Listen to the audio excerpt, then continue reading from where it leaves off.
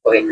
Kagawad, unsay reaction nimo nga si Sir Eric Sibayan kuan jud nga i-turn over ni kaning sawa nga iyang nadakpan. So nalipay ko nga iyang concern po siya, no? Nalipay ko nga iyang i-turnover kay kani siya nga mga ato nga kani nga mga halas kang reptile.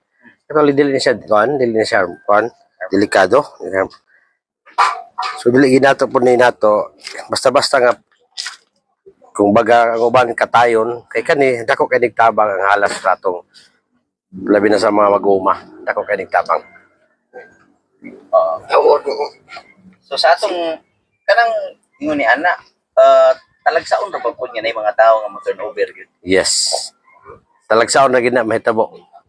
Kay sa unang panahon kung makita ani nga ni mga kan yan labi ani kadako nga halas kumbaga ilan ning karnihon pero karon nalipay ko nag-turn over gini nga kabubuton gid nga kan. So sa man sa balaod na agi. Yes, na gid ginadili gid ang pagkatay ani. Pagpatay. Pero Yes. kung patyo mapatay niya tungod kay iyang giadto iyang gi murag gi dili ingon gyud tuyo nga Dili intentional. Oh, dili intentional. So siguro nasa ikaw na nasa balaod yapon na gyatong manubag yapon. So mas na arang-arang ni nga Yes. i-turn over. Mas maayo gini. Dako kini nga tabang po sa atong kinayahan.